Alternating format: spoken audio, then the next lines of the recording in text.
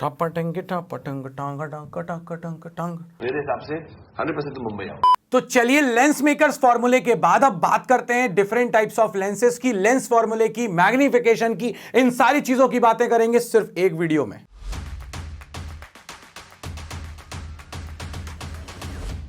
जब हम बात करते हैं लेंस की तो हमारे पास बेसिकली जो अपने पास सरफेसेस थी वो सरफेसेस में अपन अगर दो सरफेसेस को इस तरह से लें और इसके बीच में मीडियम को पैक कर दें तो हमारे पास एक अलग टाइप का लेंस बनता है जिसे अपन बोलते हैं कन्वर्जिंग लेंस, जो लेंस मेकर्स फॉर्मूले में अपन ने देखा है।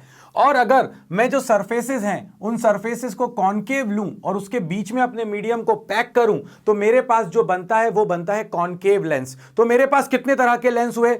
एक हुआ कॉन्वेक्स लेंस जिसे अपन कन्वर्जिंग लेंस भी बोल सकते हैं, और एक हुआ मेरे पास कॉनकेव लेंस जिसे मैं डाइवर्जिंग लेंस भी कह सकता हूं। इसकी और भी अपने पास टाइप्स निकल के आते हैं। इसमें एक टाइप अपने पास निकल के आता है डबल कॉन्वेक्स, मतलब कि दोनों साइड कॉन्वेक्स है। अगर दोनों साइड कॉन्वेक्स है तो मैं उसे कहूंगा डबल कॉन्वेक्स लेंस। अगर एक साइड प्लेन है और एक साइड मेरे पास कॉन्वेक्स है तो उसे मैं कहूंगा प्लेनो कॉन्वेक्स लेंस। अगर एक साइड मेरे पास कॉनकेव है और दूसरी साइड मेरे पास कॉन्वेक्स है तो उसे मैं कहूंगा कॉनकेवो कॉन्वेक्स। अब आप में से कई लोगों को डाउट आएगा जब मैं कॉनकेवो कॉन्वेक्स और कॉन्वेक्सो कॉनकेव की बात करूंगा, ये मैं इसी वीडियो में क्लियर करूंगा, बट अभी नहीं, थोड़ी देर के बाद। मगर इतना जरूर मैं तुमको बता दूंगा कि एक लेंस को उल्टा कर देने से वो कॉनकेव नहीं बन जाता, कॉन्वेक्स है तो कॉन्वेक्स ही रहेगा। तो इसका मतलब है कि कुछ ना कुछ तो उसके अंदर है जो हमें ध्यान रखना पड़ेगा। अब मैं कॉनकेव की बात करूं, डाइवर्जिंग की बात करूं, तो डाइवर्जिंग लेंस भी अपने पास डबल कॉनकेव। इसमें मैं आपसे यह जरूर कहूंगा कि दोनों साइड कॉनकेव है। मैं अगर दोनों साइड की रेडियस को इक्वल ले लूं तो उसे मैं कहूंगा इक्वी कॉनकेव। इसी तरह से इक्वी कॉन्वेक्स भी हो सकता है अगर दोनों साइड की रेडियस ऑफ कर्वेचर, मतलब कि ये वाला स्फीयर और ये वाला स्फीयर इस साइड का, ये दोनों सेम रेडियस हो तो उसे अपन बोलेंगे इक्वी कॉन्वेक्स। अगर एक साइड मैंने प्लेन ली और दूसरी साइड मैंने कॉनकेव ले ली तो मैं उसे कहूंगा प्लेनो कॉनकेव। अगर एक साइड मैंने कॉन्वेक्स ली, दूसरी साइड मैंने कॉनकेव ली तो उसे मैं कहूंगा कॉन्वेक्सो कॉनकेव। अब ये कॉन्वेक्सो कॉनकेव और कॉनकेवो कॉन्वेक्स में बड़ा कंफ्यूजन है कि उल्टा कर देंगे तो क्या होगा, ये इस वीडियो में मैंने कहा ना, बताऊंगा मैं तुमको। अब अगर अपन आगे बढ़ें तो अपने पास कुछ डेफिनेशंस आती हैं और ये डेफिनेशंस अपन को पता होना चाहिए। अगर सबसे पहले अपन देखें तो अपने पास डेफिनेशन आती है ऑप्टिकल सेंटर की। ऑप्टिकल सेंटर को O से रिप्रेजेंट किया जाता है और ये वो पॉइंट होता है जिससे पास होने वाली रे अनडिविएटेड सीधी चली जाती है। ये थिन लेंसेज के लिए बात कर रहा हूं। अगर मैं थिक लेंसेज की बात करूं तो थिक लेंसेज में कुछ ऐसा होगा कि ये जो रे है अपनी, वो रे निकलेगी ऑप्टिकल सेंटर से और इंसिडेंट रे और फाइनली इमर्जेंट रे आपस में पैरेलल होंगी। मतलब अगर मैं इसको आगे बढ़ाऊं तो ये इसके पैरेलल है। मगर थिन लेंसेज के केस में ये जो गैप है ये इतना कम हो जाता है कि अपन भूल जाते हैं। इसीलिए अपन बोलते हैं for thin lenses optical centre is that point कि जिस लाइन जिससे अगर अपनी रे पास होगी तो वो अनडिविएटेड सीधी चली जाएगी। ठीक है, तो ये ऑप्टिकल सेंटर। अब ये कॉन्वेक्स के लिए लिया जाए चाहे कॉनकेव के लिए लिया जाए, दोनों केस में जो रे है वो अनडिविएटेड सीधी पास हो जाएगी अगर ऑप्टिकल सेंटर से पास हो रही है तो। क्लियर?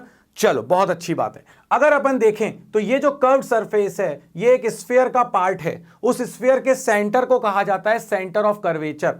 ये वाली सरफेस अगर देखी जाए तो ये इस स्फीयर का पार्ट है। अगर ये इस स्फीयर का पार्ट है तो इसके सेंटर को कहा जाएगा सेंटर ऑफ स्फीयर, मतलब सेंटर ऑफ कर्वेचर। तो ये जो दोनों सेंटर ऑफ स्फीयर हैं ये दोनों सेंटर ऑफ कर्वेचर हैं एक ही लेंस के लिए। मतलब एक लेंस के अंदर कितने सेंटर ऑफ कर्वेचर आएंगे? दो आएंगे, एक C1 है दूसरा C2 है। उसी तरह से कॉनकेव के केस में भी अपने पास दो सेंटर ऑफ कर्वेचर आएंगे। यहां पर पहला इस साइड और दूसरा अपने पास इस साइड आने वाला है। ये हो गया अपने पास C2।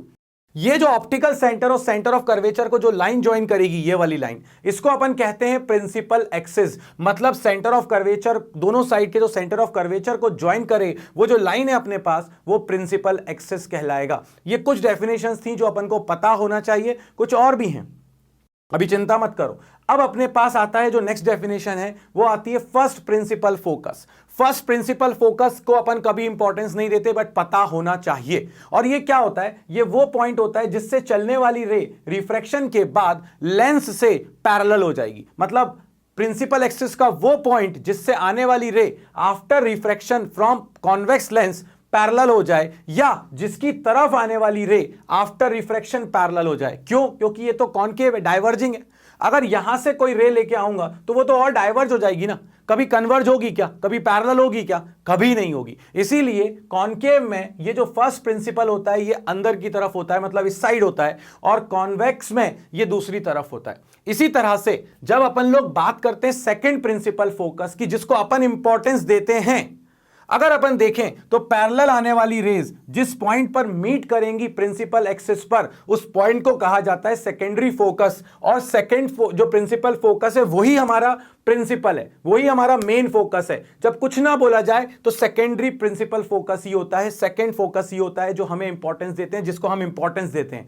अब यहां पर देखो इंफिनिटी से आने वाली रेज, ये इंफिनिटी से आने वाली डाइवर्ज हो जाएंगी, डाइवर्ज होने पे लगेगा कि इस पॉइंट से आ रही हैं, तो या तो अपन इसको ऐसा कहें, इंफिनिटी से आने वाली रेज जिस पॉइंट पर कन्वर्ज होती हैं, या इंफिनिटी से आने वाली रेज आफ्टर रिफ्रैक्शन जिस पॉइंट से आती हुई लगती हैं, वो पॉइंट अपना हो जाता है फोकस। अब यहां पर हम सारी डिस्टेंसेस, ऑल द डिस्टेंसेस कहां से मेजर करते हैं? ऑप्टिकल सेंटर से मेजर करते हैं। हम अगर रे के अगेंस्ट जाएंगे, मतलब कि इस डायरेक्शन में आएंगे तो नेगेटिव, रे के डायरेक्शन में जाएंगे तो पॉजिटिव। इसीलिए कॉन्वेक्स का फोकल लेंथ हमेशा पॉजिटिव, कॉनकेव का फोकल लेंथ हमेशा नेगेटिव। न्यूमेरिकल में अगर निकालना है तो ये पॉजिटिव आना चाहिए, ये नेगेटिव, और अगर न्यूमेरिकल में फॉर्मूले में रखना है तो इसको हमेशा पॉजिटिव रखेंगे और इसको अपन हमेशा नेगेटिव रखेंगे। सो ये अपने पास हो गई प्रिंसिपल फोकस, और वही हमारे पास सेकंड प्रिंसिपल फोकस और फर्स्ट प्रिंसिपल फोकस और सेकंड प्रिंसिपल फोकस ही हमारा मेन फोकस है। इसमें एक चीज और ऐड करता हूं मैं, और वो ये है कि अगर दोनों साइड का मीडियम सेम है तो फर्स्ट प्रिंसिपल और सेकंड प्रिंसिपल अपने पास सेम हो गए, लेंथ सेम हो गई, फोकल लेंथ स्मॉल एफ से लिखेंगे। और मगर अगर इस मीडियम का रिफ्रैक्टिव इंडेक्स है μ1 और इस मीडियम का रिफ्रैक्टिव इंडेक्स है μ2, इन दैट केस ये अपने पास जो first principle upon second principle आता है ये आ जाता है μ1 बाय μ2, यानी कि फर्स्ट प्रिंसिपल ऑब्वियसली इसमें यहां लाई कर रहा था f1 upon f2 is equals to μ1 upon μ2। ये एक आउटसाइड फॉर्मूला है जो तुम्हें बता दिया, अगर याद रहे तो ठीक है, नहीं रहे तो टेंशन लेने की जरूरत नहीं है। Okay, so focal length we always measure from where? We always measure it from optical centre. So the distance between the optical centre and focus is known as focal length. Convex की हमेशा positive आएगी, concave की हमेशा negative आएगी। ये क्यों बता रहा हूं? ये उन लोगों को बता रहा हूं जो कहते हैं कि न्यूमेरिकल में हमें दिक्कत आती है, तो न्यूमेरिकल की तुम्हारी दिक्कत को हम सॉल्व कर देंगे। इसके अलावा इसके बाद जो अपन पढ़ने वाले हैं वो इमेज फॉर्मेशन के केसेस हैं। इमेज फॉर्मेशन के केसेस के वीडियो की लिंक नीचे दी हुई है, पेपर में आता नहीं है इसीलिए मैंने उसको लिंक में दे दिया है नीचे। पढ़ाया नहीं है तुमको 20 डेज प्लेज में, पढ़ाया था जब डिटेल पढ़ा रहा था। आज अपन को 20 डेज प्लेज अपने एग्जाम के पॉइंट ऑफ व्यू से पढ़ना है, इसीलिए उसकी टेंशन मत लो। हमें इतना तो पता है 10th क्लास से कि ऑब्जेक्ट यहां पर होती है तो इमेज कहां बनती है, बस अभी अपन को इसी चीज की जरूरत है। इसके बाद अपने पास जो यहां पर नेक्स्ट एक और चीज आती है वो आता है अपर्चर। अपर्चर क्या होता है? Effective diameter. इफेक्टिव डायमीटर जहां से आने वाली रे का रिफ्रैक्शन हो जाता है, और अगर अपन देखें तो यहां पर कॉन्वेक्स में वो ज्यादा होता है as compare to concave. Concave में तो सिर्फ यही वाली रे अंदर आ पाएंगी, कॉन्वेक्स में दूसरी रे भी आ जाएंगी। तो अफेक्टिव अपर्चर जो होता है अपने पास वो इफेक्टिव डायमीटर होता है अपने पास, जहां से जो रे है वो पास हो पाएगी। और intensity of image is always directly proportional to square of the aperture. जितना ज्यादा अपर्चर होगा उससे ज्यादा उसकी इंटेंसिटी बढ़ती चली जाएगी। अभी अपन इस पर बात करेंगे, बिल्कुल टेंशन मत लो। चलिए, इसके बाद अपने पास जो नेक्स्ट आता है वो है लास्ट पॉइंट, जिस पर मैं बहुत एम्फेसिस करूंगा, और यहीं से निकलकर कुछ न्यूमेरिकल आएंगे और यहीं से तुम्हारा वो डाउट क्लियर होगा कि वेदर कॉनकेवो कॉन्वेक्स या कॉन्वेक्सो कॉनकेव कैसे पकड़ा जाता है। तो देखो यार, अगर मैं तुमसे सिंपल वे में कहूं, ये तुम्हारे पास थिक लेंस है, अगर थिक लेंस है तो ये जो रे आ रही है ये ज्यादा बैंड हो जाएगी, और अगर अपन देखें ये थिन लेंस है तो ये रे कम बैंड होगी। अगर कम बैंड हुई तो फोकल लेंथ ज्यादा बैंड हुई तो फोकल लेंथ कम। अब आप ये बताओ, इस केस में डिविएशन ज्यादा है, इस केस में डिविएशन कम है, तो जिस केस में डिविएशन ज्यादा होगा इसके कंपैरिजन में, जिस केस में डिविएशन ज्यादा होगा उस केस में आप क्या कहोगे कि बाबा जी इसमें पावर ज्यादा है। मतलब जब पावर ज्यादा है तो फोकल लेंथ कम है, जब पावर ज्यादा है तो फोकल लेंथ कम है। और इसी चीज को अपन ऐसे भी कह सकते हैं, जब अपने पास डिविएशन कम हुआ मतलब कि पावर कम है तो फोकल लेंथ ज्यादा है, ज्यादा दूर जाकर मिलेगी हमारी रे, यानी power is inversely proportional to focal length. In fact power is reciprocal of focal length in metre. और अगर आप इस चीज को लेकर जाओ सेंटीमीटर में तो 100 अपॉन एफ, और जो हमारे पास यूनिट होती है पावर की वो होती है dioptre, D. Dioptre is the unit of this power. अगर अपन के पास पॉजिटिव है, फोकल लेंथ पॉजिटिव किसकी होती है, कॉन्वेक्स की, तो पावर भी पॉजिटिव। अगर पावर को देखें तो नेगेटिव, किसके लिए नेगेटिव, कॉनकेव के लिए, तो इसीलिए पावर फोकल लेंथ नेगेटिव तो पावर भी नेगेटिव यहां पर। अच्छा, अब यहां पर अपने पास एक चीज ध्यान रखो, फोकल लेंथ और radius of curvature directly proportional होते हैं, मतलब कि फोकल लेंथ ज्यादा तो रेडियस ऑफ कर्वेचर भी ज्यादा। अब तुमको समझ में आएगा वो लॉजिक जो मैं समझाना चाह रहा था तुमको, और वो मैं तुमको ये समझाने की कोशिश कर रहा था कि अगर आपके पास ये एक लेंस है और मैं आपसे कहूं कि ये किसकी तरह बिहेव करेगा, तो आप ये देखो गौर से कि ये जो है, ये कॉन्वेक्स वाला पार्ट जो है ये बड़े स्फीयर का पार्ट है और कॉनकेव वाला जो है वो छोटे स्फीयर का पार्ट है। जिसकी रेडियस कम उसकी फोकल लेंथ भी उस साइड की कम, फोकल लेंथ कम तो पावर ज्यादा, तो किसकी पावर ज्यादा है, कॉनकेव की पावर ज्यादा है, इसीलिए ये कॉन्वेक्सो कॉनकेव है, ये कॉनकेव की तरह बिहेव करेगा। और अगर मैं आपसे कहूं कि ये देखो एक और लेंस, ये देखो, अब इस केस में अगर आप देखोगे तो ये जो कॉन्वेक्स है, कॉन्वेक्स छोटे स्फीयर का पार्ट है, कॉनकेव बड़े स्फीयर का पार्ट है।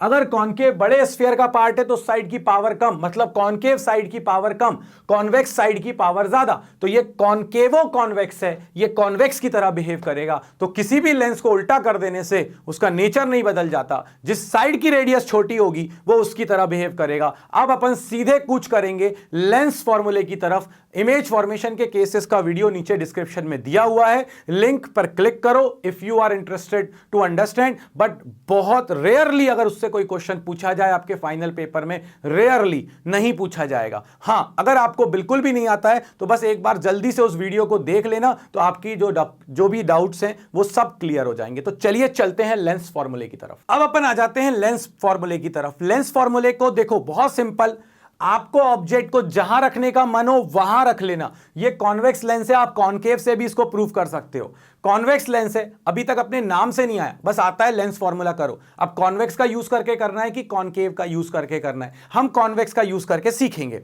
अगर ये मेरे पास कॉन्वेक्स लेंस है, मेरे पास लेंस में एक होता है ऑप्टिकल सेंटर, एक होता है मेरे पास एफ और एक होता है मेरे पास 2f। उसी तरह से दूसरी साइड भी एक फोकस होता है और एक अपने पास होता है 2f। ठीक है, ये मेरे पास ऑब्जेक्ट है जिसको मैंने कहां मान लिया, 2f के बियॉन्ड। तो इमेज कहां बनेगी, बिटवीन f एंड 2f। देखो f और 2f के बीच में मेरी इमेज बन गई। एक रे तो मैंने पास करा दी ऑप्टिकल सेंटर से, दूसरी रे मैंने पास कराई है पैरेलल, और ये पैरेलल वाली रे पास हुई है फोकस से। तो अगर आप देखो यहां पर, समझो इस बात को, ये दो रेस थी जो इंपॉर्टेंट थी, उन दोनों रेस को ये ए से चली और इस पॉइंट पर मीट करा, तो ये ए डैश बन गया इसकी इमेज। और यहां पर ऑब्वियसली जब अपन इमेज कंप्लीट करेंगे तो ए डैश बी डैश ये आपकी बन जाएगी इमेज। इमेज का साइज छोटा है, बिटवीन एफ एंड 2f है, ऑब्जेक्ट जो है वो 2f के बियॉन्ड थी। तो एक इमेज फॉर्मेशन का केस तो मैंने तुम्हें यहीं पे पढ़ा दिया। क्या पढ़ा दिया कि when object is beyond 2f, image is between f and 2f and it is smaller in size, real and inverted. आपको चाहो तो आप यहां पे रख लो f के और 2f के बीच में, बस आप वर्चुअल इमेज मत बनाओ क्योंकि चीजें थोड़ी कॉम्प्लिकेटेड हो जाएंगी। क्यों करें कॉम्प्लिकेटेड, बट इस डेरिवेशन को करने के लिए और आसान बनाने के लिए बूटी की सख्त आवश्यकता है। तो चलिए चलते हैं बूटी की तरफ। बाबा की बूटी सेक्शन में आपका स्वागत है। अगर अपन इस डेरिवेशन की बूटी को देखें तो बहुत सिंपल बूटी है, हद से ज्यादा सिंपल बूटी है। आपको क्या करना है, सिमिलर ट्राइंगल के लॉजिक को समझ में आना चाहिए। सिमिलर ट्राइंगल्स क्या होते हैं, सिमिलर ट्राइंगल्स ऐसे ट्राइंगल होते हैं जिनमें आप जैसे कहोगे कि ये दो ट्राइंगल्स हैं, इसमें ये एंगल और ये एंगल सेम है और ये एंगल भी सेम है। ठीक है, सो ये दोनों देखने में सेम नहीं है, एक छोटा एक बड़ा है, मगर एंगल सेम है, तो ये दोनों सिमिलर ट्राइंगल बन गए। सिमिलर ट्राइंगल्स बन गए तो a upon b is equal to a dash upon b dash, इनकी साइड्स का रेशो सेम आएगा। इसको ऐसे देखने की जगह ऐसे भी देखा जा सकता है कि अगर आप देखो ये बड़े वाले ट्राइंगल के अंदर एक छोटा वाला पिद्दू ट्राइंगल बन गया, तो ये दोनों में कॉमन हो गया और ये वाला एंगल दोनों में 90 डिग्री हो गया। तो जो साइड्स का रेशियो है a upon b is equal to a dash upon b dash, ये रहेगा।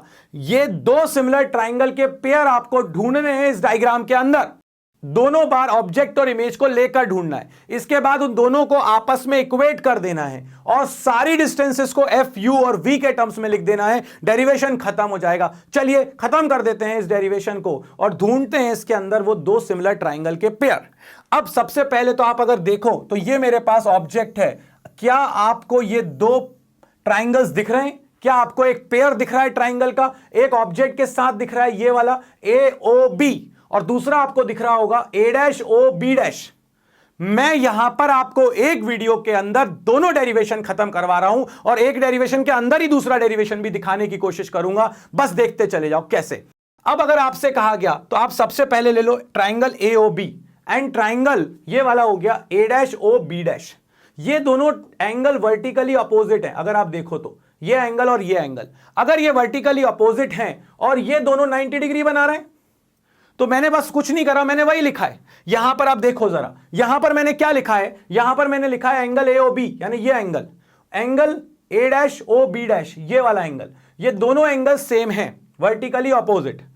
ये एंगल 90 डिग्री है, ये एंगल भी 90 डिग्री है, तो ये दोनों 90 डिग्री हो गए, तो ये दोनों ट्राइंगल सिमिलर हो गए, और सिमिलर होते ही AB upon OB is equal to क्या हो जाएगा, A-B' अपॉन OB'। कुछ नहीं किया, बस उसको लिख दिया, AB upon A-B' is equal to OB upon OB', that's it. अब जैसे ये अपने पास आया, समझना अच्छे से, अब दूसरा ट्राइंगल का पेयर ढूंढना था, तो वो भी बाबा जी ने तुम्हारे लिए बना के रखा हुआ है। ये देखो, ये तुम्हारे पास दूसरे ट्राइंगल का पेयर है। कैसे है इसमें ऑब्जेक्ट, तो देखो यार, ये पैरेलल डिस्टेंस है, तो यहां पर ये ऑब्जेक्ट के बराबर ही है ना OM। तो अगर मैं देखूं OFM और दूसरा ट्राइंगल देखूं A-FB', तो क्या ये दोनों ट्राइंगल जो अपने पास हैं, इसमें एक में ऑब्जेक्ट आ रहा है, एक में इमेज आ रहा है, क्या ये दोनों वर्टिकली अपोजिट एंगल हैं? जी हां, बिल्कुल है। क्या ये दोनों 90 डिग्री का एंगल बना रहे हैं? बिल्कुल बना रहे हैं। 90 डिग्री भी बना रहे हैं, वर्टिकली अपोजिट भी हैं, लिख दिया मैंने वर्टिकली अपोजिट 90 डिग्री, तो सिमिलर ट्राइंगल हो गए। सिमिलर ट्राइंगल हो गए तो साइड्स का ratio OM upon OF is equal to A-B' upon FB', ये आ गया अपने पास। देखो, अब ये जो OM है, ये OM क्या ये इस ऑब्जेक्ट डिस्टेंस के, ऑब्जेक्ट की साइज के बराबर है? ऑब्जेक्ट डिस्टेंस नहीं, ऑब्जेक्ट साइज। ये अपने पास OM इस AB के बराबर है, बिल्कुल है। तो क्या मैं OM की जगह पर AB लिख सकता हूं? लिख दिया। तो AB upon A-B' is equal to OF upon FB'। कहानी खत्म हो गई दोस्तों। ये भी AB अपॉन A-B' है, ये भी AB अपॉन A-B' है। अगर मैं दोनों इक्वेशंस को इक्वेट कर दूं तो अपने पास क्या आ जाएगा, यहां से मिलेगा OB अपॉन OB', यहां से मिलेगा OF अपॉन FB'। बस अब इन दोनों में सारी चीजें, थर्ड बूटी की स्टेप जो थी वो करना है, सारी डिस्टेंसेस को FUB के V के टर्म्स में कन्वर्ट कर दीजिए, आपका आंसर आपके सामने प्रकट हो जाएगा। OB क्या है? ऑप्टिकल सेंटर से लेके इमेज ऑब्जेक्ट तक की डिस्टेंस, तो ऑब्जेक्ट डिस्टेंस माइनस, क्योंकि उधर जा रहे हो इस साइड रे के अपोजिट। आप इसको देखो, OB' क्या है? इमेज डिस्टेंस, ऑप्टिकल सेंटर से इमेज तक की डिस्टेंस। OF क्या है? फोकल लेंथ प्लस है, इधर है। और FB' आपको चाहिए, FB' की वैल्यू, ये FB' चाहिए आपको, यहां पर ये आएगा FB', यहां पर ये है अपने पास FB'। तो अपन को FB' की अगर वैल्यू चाहिए तो क्या अपन ये लिख सकते हैं, ये पूरी डिस्टेंस में से ये वाली डिस्टेंस को माइनस कर दें, मतलब V में से अगर F को माइनस कर दें तो ये डिस्टेंस आ जाएगी, तो FB' की वैल्यू हो जाएगी V माइनस F। बस अब कुछ मत करो, इन सारी वैल्यूज को यहां पे रख दो। OB की जगह पर अपन ने रख दिया -U, ये डिस्टेंस -U, ठीक है। इसके बाद OB' ऑप्टिकल सेंटर से लेके इमेज तक की डिस्टेंस, इसको रख दिया +V। इसके बाद O से लेके F तक की डिस्टेंस, इसको रख दिया फोकल लेंथ। इसके बाद FB', इसको अपन ने लिख दिया V minus F, that's it. यहां पर जैसे ही इन सारी चीजों की वैल्यू अपन यहां रखेंगे तो ये आ जाएगा माइनस का U upon V is equal to F upon V minus F। ये आ गया आपके पास, क्रॉस मल्टीप्लाई कर दीजिए, ये आ जाएगा माइनस का UV प्लस का UF is equal to VF। एक काम करो, UV को उधर ले जाओ और VF को इधर ले आओ, तो ये हो जाएगा UF minus VF is equal to UV। और अगर आप इसमें डिवाइड कर दो UVF से, क्योंकि स्टैंडर्ड अपने में तो डिवाइड किया है, तो डिवाइड कर दो, तो UF upon UVF, VF upon UVF, UV upon UVF, UV UV UV, सब में से यहां से UV कैंसिल, यहां से VF कैंसिल, यहां से UF कैंसिल, तो ये बचेगा 1 upon V minus 1 upon U is equal to 1 upon F। कहा था तुमसे सिर्फ दो सिमिलर ट्राइंगल ढूंढ डालो और सारी डिस्टेंसेस को UVF के टर्म्स में लिख दो, डेरिवेशन खत्म हो जाएगा। तो यहां पे खत्म हो गया आपका लेंस फॉर्मूला। चलिए बढ़ते हैं लीनियर मैग्निफिकेशन की तरफ। तो अब अपन आ गए हैं वीडियो के लास्ट पार्ट में, दैट इज लीनियर मैग्निफिकेशन। कोई भी चीज बड़ी दिखती है तो अपन बोलते हैं मैग्नीफाइड। अरे छोटे में भी मैग्निफिकेशन है मगर वो 1 से कम है। तो मैग्निफिकेशन कैसे बताते हो आप? मैग्निफिकेशन आप बताते हो it is defined as the ratio of size of image to size of object. Size of image को आई से दिखाएंगे, साइज ऑफ ऑब्जेक्ट को ओ से दिखाएंगे। तो size of image to size of object अपने पास हो जाता है लीनियर मैग्निफिकेशन। अब मैंने आपसे कहा था कि मैं एक ही डेरिवेशन के अंदर 2 करके दिखाऊंगा। अब दोनों डेरिवेशन मैंने कैसे बता दिए थे उसमें वो बताता हूं। मुझे क्या चाहिए? Size of image to size of object. फिर से वही डायग्राम उठा लिया मैंने कॉपी पेस्ट किया है, साफ साफ बता रहा हूं तुमको। देखो ये मेरे पास 2f के बाहर ऑब्जेक्ट है, इमेज बन रही है मेरी बिटवीन f एंड 2f। ये एक ऑब्जेक्ट, एक रे जो है वो ऑप्टिकल सेंटर से गई, एक रे जो पैरेलल गई थी वो फोकस से गई। ठीक है, अब बस एक ट्राइंगल का पेयर ले डालो। यही इस डेरिवेशन की बाबा जी की बूटी है। आपको एक ही ट्राइंगल का पेयर लेना है। अगर आप देखो AOB और ट्राइंगल A'OB', अगर इस ट्राइंगल को आप देखो तो यहां पर ये क्या मिलने वाला है आपको? सिर्फ एक पेयर ऑफ ट्राइंगल ढूंढना था। ठीक है, अगर आप यहां पर देखो तो ये दोनों वर्टिकली फिर से क्या हो गए? ऑपोजिट।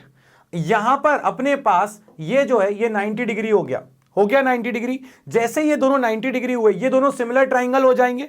अगर ये दोनों सिमिलर ट्राइंगल हो जाएंगे तो साइड का ratio AB upon A', B' is equal to OB upon O', B'। That's it, कहानी खत्म हो गई। इसमें तो कुछ भी नहीं है अपने पास और बस डेरिवेशन ओवर हो गया। तो वही ट्राइंगल जो मैंने लिया AOB, इसके बाद A'OB', इसके बाद ये दोनों अपने पास सिमिलर कर दिए, ये 90 डिग्री कर दिया। जानबूझ के दोबारा बोल रहा हूं कि दिमाग में बैठ जाए। अगर ऐसा हुआ तो ये दोनों सिमिलर ट्राइंगल हो जाएंगे। तो अपने पास क्या आ जाएगा? AB upon OB is equal to A', upon OB'। A', को नीचे ले आए। अब AB क्या है तुम्हारे पास? गौर से देखो, OB' इधर चला गया, AB अपने पास नीचे आ गया। तो क्या बनेगा? OB' upon OB is equal to A', upon AB। A', क्या है? Size of image. नीचे की तरफ ये साइज ऑफ इमेज ही तो है ये, बट नीचे है इसीलिए माइनस, तो माइनस का आई। AB क्या है तुम्हारे पास? AB है तुम्हारे पास ऑब्जेक्ट, ऊपर की तरफ है इसीलिए ऑब्जेक्ट का साइज O। ये वही वाले डेरिवेशन का पहला पार्ट है। इसके बाद OB', O से लेके इमेज तक की डिस्टेंस B', ये क्या है तुम्हारे पास? प्लस का V। और O से लेके B तक की जो डिस्टेंस है वो है क्या तुम्हारे पास? प्लस का U। तो OB हो गया अपने पास U, प्लस का नहीं माइनस का। क्यों? क्योंकि इस तरफ है।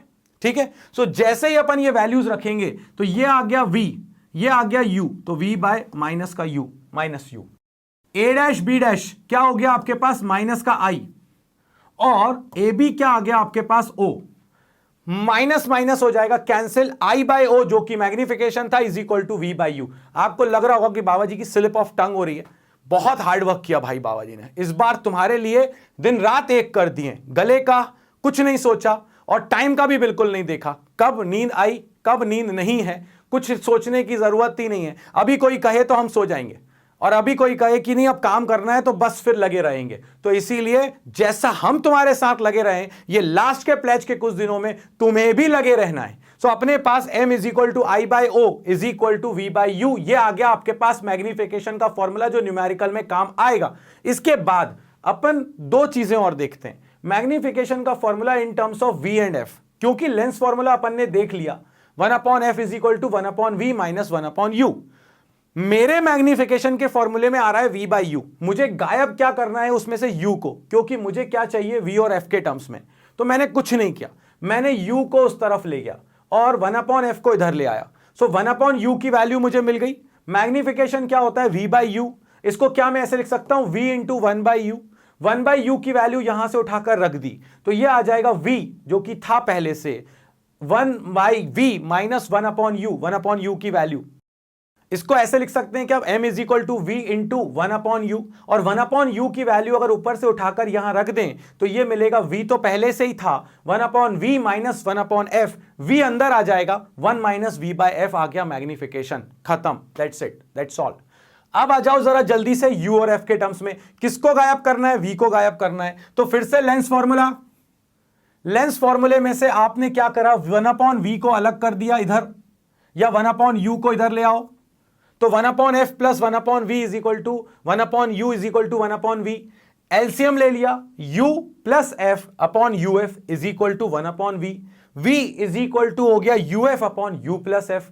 v की वैल्यू आ गई है, magnification v by U, v की वैल्यू रख दो U F upon you plus F. Upon में क्या चल रहा था, ये v की वैल्यू उठाकर यहां रखिए, u से डिवाइड कर दिया, u से u क्या हो गया, कैंसिल, आंसर आ गया f upon you plus F. So magnification is f upon you plus F. अगर आप देख रहे हो किसके टर्म्स में, f और u के टर्म्स में, so magnification is basically i by o, magnification is v by u, magnification is 1 minus v by f, magnification is f upon you plus F.